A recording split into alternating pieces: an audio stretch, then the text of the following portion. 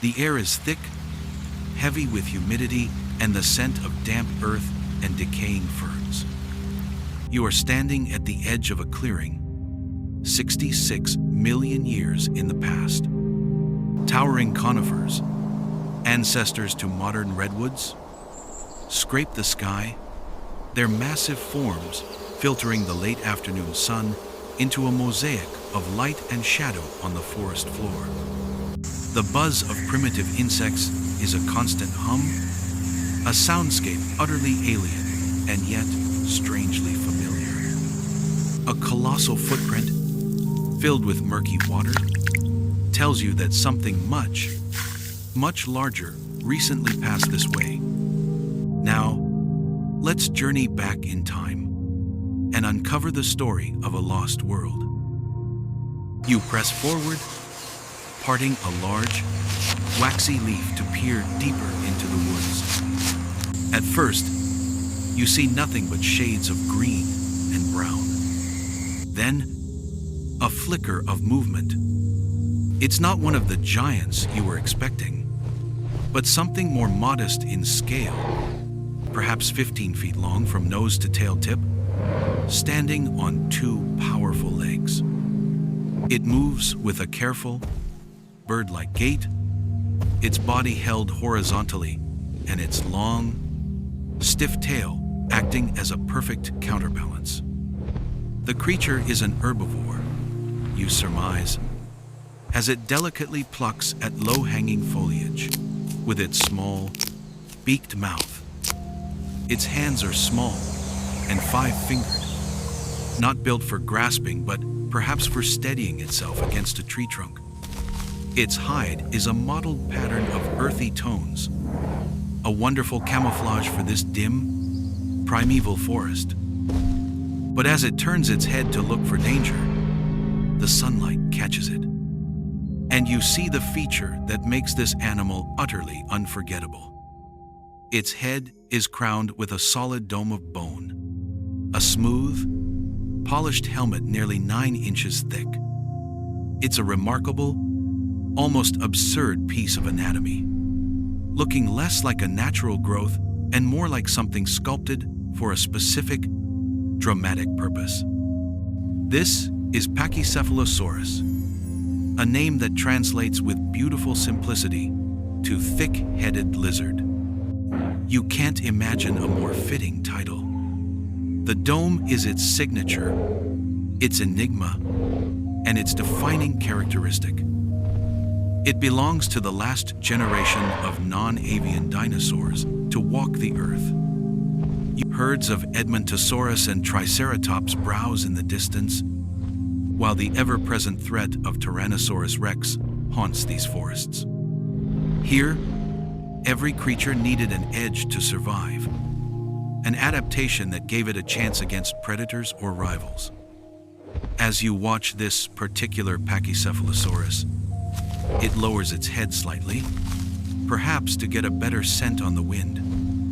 The dome seems impossibly heavy, a massive biological statement. What on earth was it for?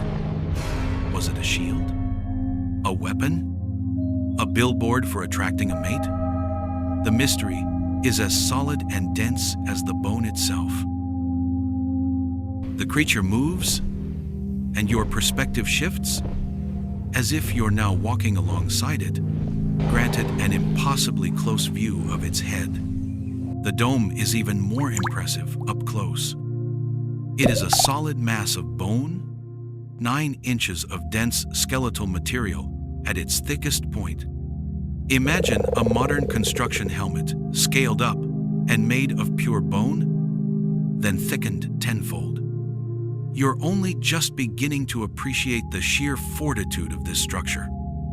Scientists examining the fossilized skulls have found a unique internal composition, a type of bone that grew incredibly quickly, suggesting this dome was a feature of supreme importance from a young age.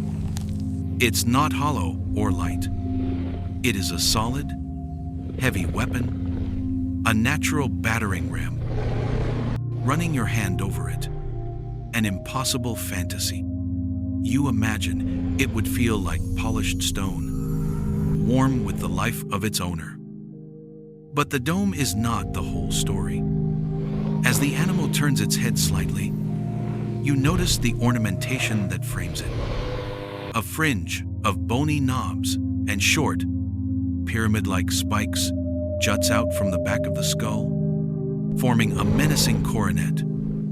More knobby growths decorate its snout, giving its face a texture that is almost crocodilian. This isn't just a simple, smooth helmet, it's an elaborate crown. Hollywood often portrays these dinosaurs as smooth-headed, but the reality is far more intricate and, frankly, more intimidating.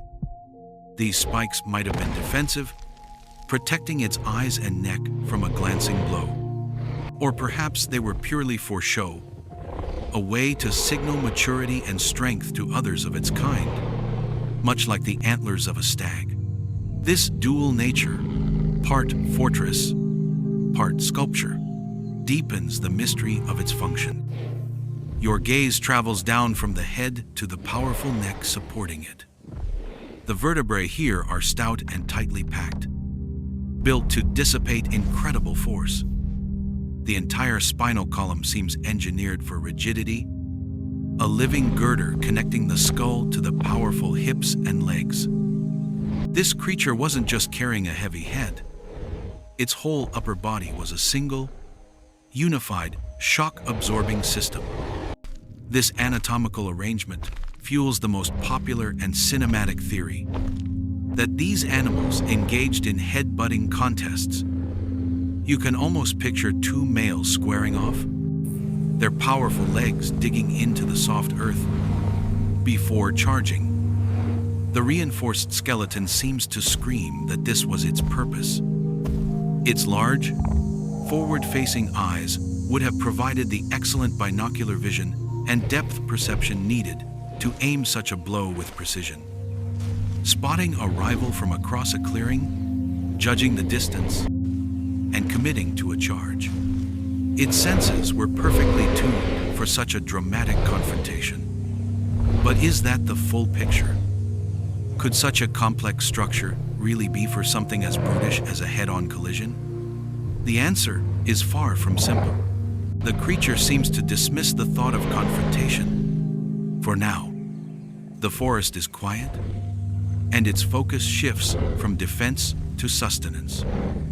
It lowers its head, not to charge, but to browse. As it nibbles on a cluster of soft leaves, you get a good look at its mouth. You might expect a formidable set of grinders to go with such a fortified skull, but the reality is quite different. Its teeth are surprisingly small and simple, shaped like little leaves or spades with serrated edges. These are not the teeth of a creature that pulverizes tough cycads or pine needles. Instead, they suggest a more selective diet. You watch as it carefully chooses tender shoots, young ferns, and perhaps even fallen fruit.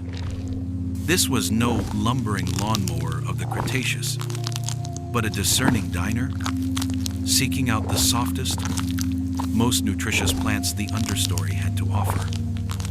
Its broad torso and wide ribcage hint at a large and complex digestive system, necessary for breaking down all that fibrous plant matter.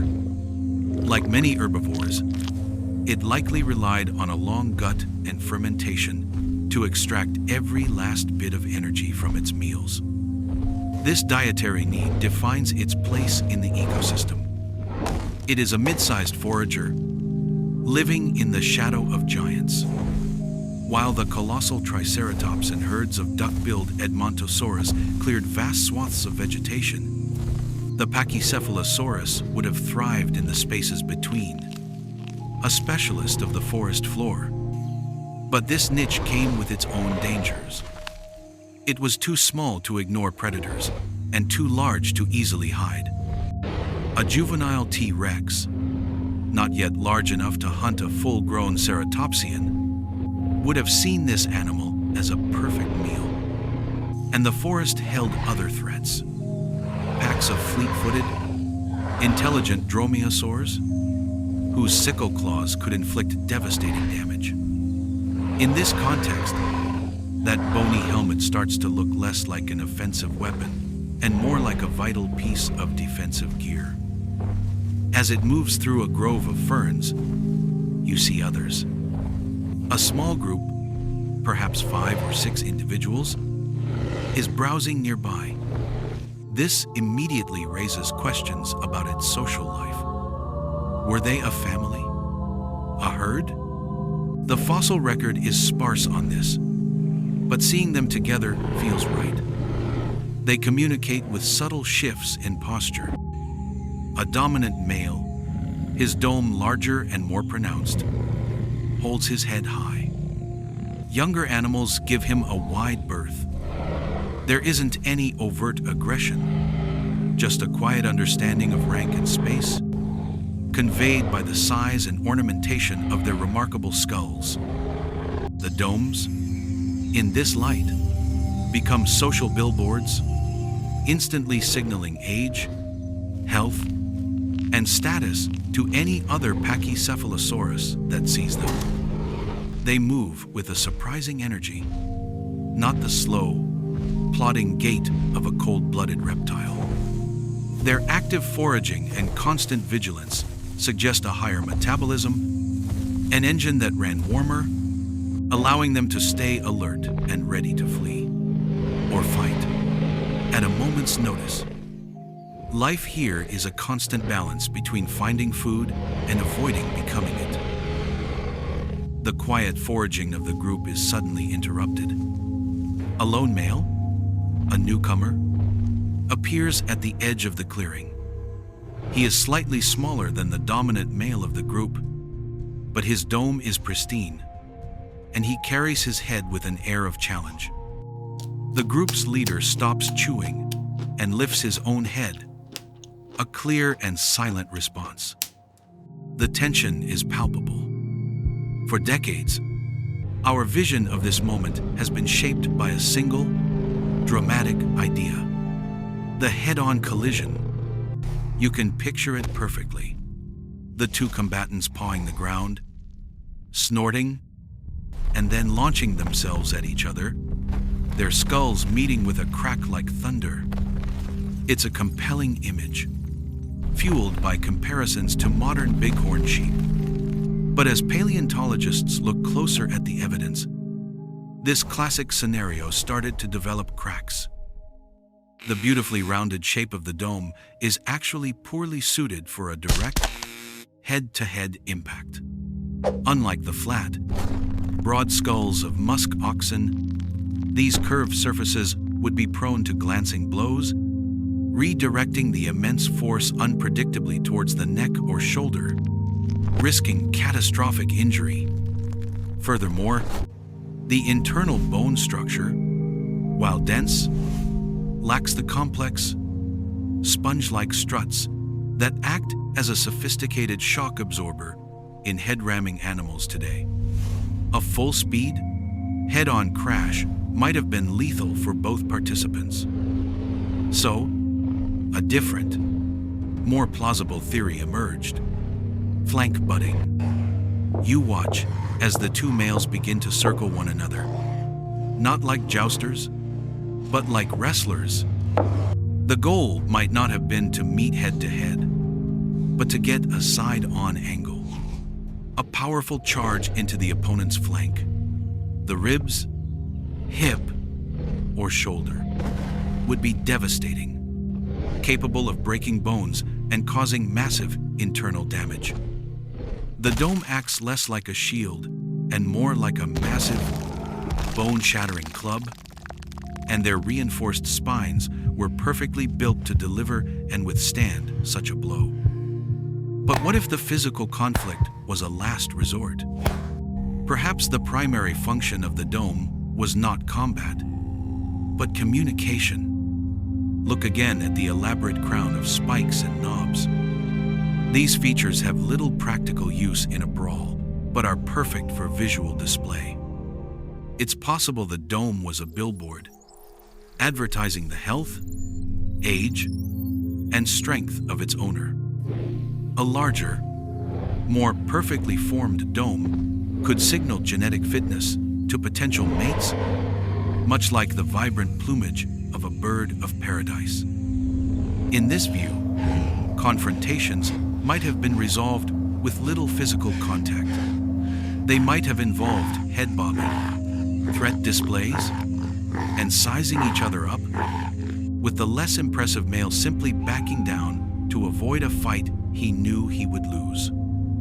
The spikes and ornamentation could even have been unique identifiers, helping them recognize members of their own species or even their own clan from a distance. The truth is likely a combination of all these ideas. The dome was an honest signal. A male couldn't fake a large, robust head. It was a testament to his ability to survive and thrive, a display to intimidate rivals and attract mates. And if posturing failed, it was a brutally effective weapon in a physical dispute over territory or status. The confrontation in the clearing ends not with a bang, but with the challenger slowly backing away, conceding to the larger male's silent display of dominance. The scene fades, the sounds of the Cretaceous forest dissolve, and your perspective shifts across 66 million years of geologic time. The lush forest is gone, replaced by the arid, windswept badlands of modern-day Montana. Here, the story of Pachycephalosaurus is not read in its behavior, but in the bones it left behind.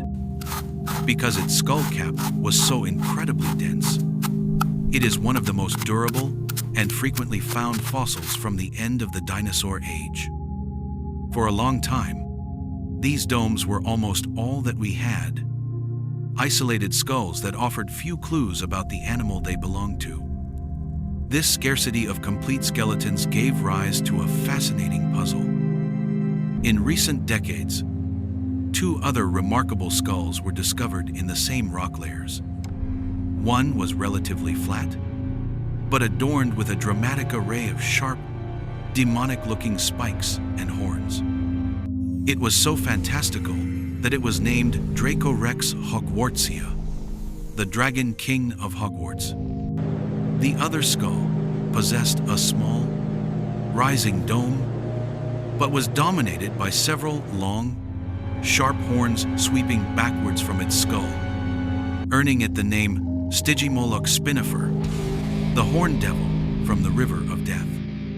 For a time, it seemed the late Cretaceous was home to three different, incredible species of dome-headed dinosaurs. But a revolutionary idea has since taken hold, one that solves the mystery in a brilliant fashion. We are not looking at three different species, but one. We are seeing the dramatic life story of Pachycephalosaurus told through its changing skull. Imagine a young, vulnerable Pachycephalosaurus hatching. As a juvenile, it takes the Dracorex form. Its head is flat, but its sharp spikes offer excellent protection from predators, a crucial defense for a small animal. As it enters its teenage years, it morphs into the Stygimoloch stage. A dome begins to grow, pushing upwards, while the horns remain long and sharp, a sign of adolescent vigor. Finally, as the animal reaches full adulthood, the dome swells to its massive, final size. In this process, the long, sharp horns of its youth are actually resorbed by the body, shrinking down to become the bumpy knobs that fringe the adult's skull. The weapon of youth is traded for the billboard of maturity. This dinosaur didn't just get bigger, it underwent a complete cranial transformation. It's a discovery that reminds us how much a single fossil can deceive and how a life story can be far stranger and more wonderful than we could ever guess. The image of this creature, once a simple caricature of a head-butting monster, is now richer and more complex. It stands as a testament not just to the strange beauty of evolution, but to the ever-changing nature of scientific discovery itself. The bones beneath our feet are not just static records of a forgotten time. They are clues in a grand mystery, constantly challenging us to look closer, to question what we think we know, and to forever marvel at the giants of the past.